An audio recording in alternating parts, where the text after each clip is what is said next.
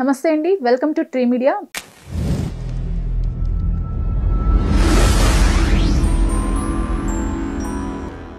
మనతో సినీ క్రిటిక్ దాసరి విజ్ఞాన్ ఉన్నారు. నమస్తే విజ్ఞాన్ గారు. నమస్తే. నిన్న లావణ్య బయటికి రావడం జరిగింది. రాజ్ తరుణ్ కేసు విషయం సంబంధించి ఇప్పుడు హర్ష సాయిది నిన్న జరిగింది. ఆల్రెడీ హర్ష సాయి పైన ఆల్రెడీ పోలీసులు ఒక బృందాన్ని ఏర్పాటు చేసి తన అరెస్ట్ కోసం గాలింపులు చర్యలు చేపట్టారు. అలానే జానీ మాస్టర్ని ఇమ్మీడియట్గా వితిన్ 1 డేలోనే అరెస్ట్ చేసినట్లున్నారు. మరి నేను ఇన్ని కేసులు పెడితే ఇంత చేస్తే రాజ్ తరుణ్ని ఎందుకు అరెస్ట్ చేయరు అనేది ప్రధానంగా ఆవిడ డిమాండ్. దీనిపైన ఏమంటారు మీరు? యాక్చువల్గా ఎలా నవ్వొస్తుందంటే అందరి మీద పెట్టేసింది కేసులు. చివరికి ఆమెకు హెల్ప్ చేసిన దిలీప్ శంకర్ మీద కూడా కేసు పెట్టడానికి సిద్ధమైపోయింది. ఇప్పుడేమో ఆవిడకి నార్సింగి పోలీసులు హెల్ప్ చేస్తున్నారు చాలా మందికి బయట ఒక టాక్ ఉంది కదా, ఆ పోలీసుల మీద కూడా కేసు పెడుతుందా ఇప్పుడు? అంటే అలాగే కాదెవరు కేసు పెట్టడానికి అనర్హం అన్నట్లుగా ఉంది. రేపు ఇంటర్వ్యూ చేసిన వాళ్ళు అందరి మీద కేసులు పెట్టేస్తుంది. అప్పుడు నన్ను ఇంటర్వ్యూ చేశారు, ఇప్పుడు నేను ఫోన్ చేసినా ఎత్తట్లేదు, వీళ్ళందరూ ఏదో చేస్తున్నారు అని చెప్పి మీ మీద కూడా పెట్టేస్తుంది. అట్లాగే ఉంది పరిస్థితి. సరే, ఇప్పుడు ఈవిడ జరగాల్సిన న్యాయం ఏంటంటే జానీ మాస్టర్ విషయంలో గబగబ గోవా దాకా వెళ్ళి మరి తీసుకొచ్చి పెట్టేశారు. అండ్ నెక్స్ట్ హర్ష సాయి విషయంలో ఇలాగే చేసి షణ్ముఖ్ జశ్వంత్ విషయంలోనూ గతంలో అలాగే జరిగింది, వాళ్ళ అన్నయ్య విషయంలో అలాగే జరిగింది.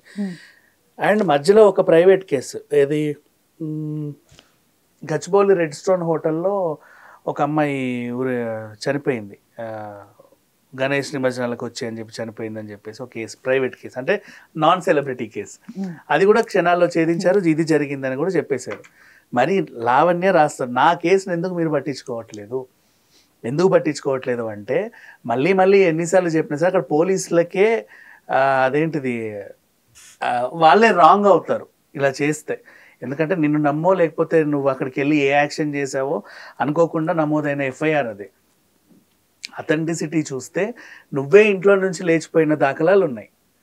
మొగుడు ఇంట్లో ఉండగా వాడికి చెప్పకుండా వేరే అబ్బాయితో నువ్వు 2013లో లేచిపోయావు అంటే వాడితో నీకు ఎఫ్ఐఆర్ ఆల్రెడీ ఇంకెప్పటి నుంచో ఉండింది, రైట్? అంటే మొగుడిని మోసం చేస్తా పరాయి మొగాడితో తిరుగుతున్నావు నువ్వు. లాస్ట్కి ఇల్లు వదిలేసి వాడితో వెళ్ళిపోయావు. వాడి మీద కూడా కేసు పెట్టి వాడు చీతూ పో అంటే ఇప్పుడు మళ్ళీ పాత మొగుడా నువ్వే నాకు దిక్కని వచ్చావు. పెట్టిన కేసు ఏంటి? నా మొగుడు 11 ఏళ్ళుగా నన్ను హింసించి ఇంట్లోంచి వెళ్ళిపోయాడు అని పెట్టావు. ఆ గ్యాప్ ఏదైతే ఉందో వీళ్ళు పట్టించుకోవాలి. కానీ లావణ్య నోటి వెంటే వచ్చి అక్కడ ఆమె వాంగ్మూలమే రికార్డ్ చేసి ఒక ఎఫ్ఐఆర్ పోలీస్ స్టేషన్లోనే నమోదయ్యింది. ఇప్పుడు ఆ కేసుని ఇక్కడికి తీసి పక్కన పెడితే 2022-23లోనే నువ్వు లేచిపోయావు, మరి 24లో నీ మొగుడు ఎలా నిన్ను వదిలేసి లేచిపోయాడని ఎవరు అడగలేదు ఆమెని. అడిగితే అసలు ఆ కేసు ఎక్కడ లేదు. ఈమె చెప్పిన 2 కేసులు నిజమే అనుకుంటే ఈమె హనీ ట్రాప్ చేసి నిత్య పెళ్లి కూతురులాగా ఒక రాజ్ తరుణ్, తర్వాత ఇంకొకడు అర్థమవుతూనే ఉంది. అయినా సరే ఈమె మీద చర్యలు ఎందుకు తీసుకోవట్లా అది కూడా అడగాలి. అది వదిలేసి ఈమె మళ్ళీ టీవీకి ఎక్కి రాజ్ తరుణ్ ఎందుకు అరెస్ట్ చేయరు అంటే చెప్పు చీపురు బట్టి తంతారు.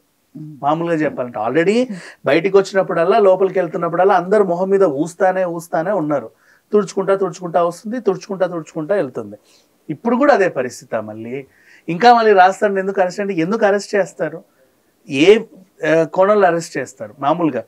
ఇప్పుడు అండ్ నెక్స్ట్ ఇంకొకటి, ఇప్పుడు నేను అడుగుతున్నా, నేను ఆత్మహత్య చేసుకుంటున్నాను అంటే లావణ్యని ఎందుకు అరెస్ట్ చేయలేదు ఇదే పోలీసులు? మరి దువ్వాడ మాధురిని ఎందుకు అరెస్ట్ చేసి ఆమెని తీసుకెళ్ళి ఇది తప్పు ఇది ఒప్పు అని చెప్పారు? ఇక్కడ లావణ్యని ఎందుకు అరెస్ట్ చేయలేదు? నేను ఆత్మహత్య చేసుకుంటున్నాను అని చెప్పినా కూడా పోలీసులు వచ్చే కదా తలుపులు పగలగొట్టి కాపాడి. Then how? ఇవి కదా అడగాల్సింది. ఇవన్నీ పక్కన పెట్టి రాజ్ తరుణ్ అరెస్ట్ చేయట్లేదు, ఎందుకు అరెస్ట్ చేస్తారు?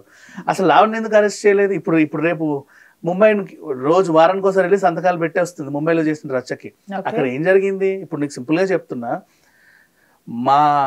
మా పర్మిషన్ లేకుండా మా సొసైటీలోకి ఒక మూక చొరబడింది, ఇదొక కేసు.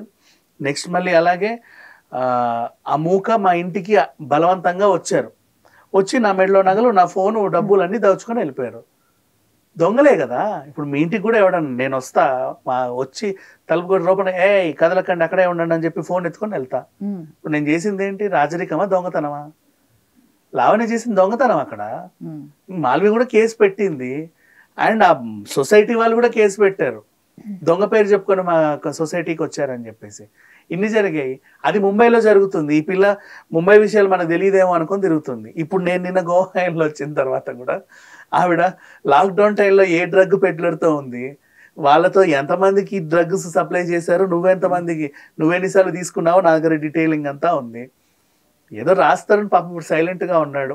ఒకసారి బయటికి వస్తే సపోర్టివ్ ఉంటాయని చెప్పి మనం ఇవన్నీ ఉంచుకున్నాం అంతే.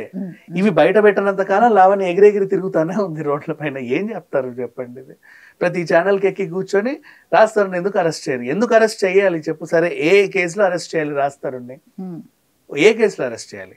నా మీద అత్యాచారం ఎలా చేశాడు? నీ మీద అత్యాచారం ఎప్పుడు చేశాడు? నువ్వు కదా నీ మొగుడు వదిలేసి లేచిపోయావు. మరి అత్యాచారం ఎలా చేస్తాడు మొగుడు? నువ్వు అంటున్నావు కదా నా మొగుడికి మ్యాటర్ లేదని. మొగుడికి మ్యాటర్ లేదని చెప్పి ఇంకొకరితో 2023లో నువ్వు లేచిపోయావు ఇంట్లో నుంచి. మళ్ళీ ఎలా నువ్వు అత్యాచారం చేశాడని కేసు పెడతావు? మరి నీ కేసు ఎలా చెల్లుద్ది? ఏ కోణంలో చెల్లుద్ది? అతను ఏం చేశాడని చెల్లుద్ది? వాళ్ళ ఇంటికి వెళ్ళి నువ్వు కదా దౌర్జన్యం చేసింది. ఆ కేసులో నిన్ను అరెస్ట్ చేయాలి. సంబంధం లేని హర్యానా గ్లోరీ పేరు తెచ్చి ఒక ఆడపిల్ల మీద రాంగ్ మెసేజ్ ఎలిగేషన్ పాస్ చేసావు. ఆ పిల్ల కేసు పెడితే ఏమైపోతావు నువ్వు? డిఫెమేషన్ వేస్తే.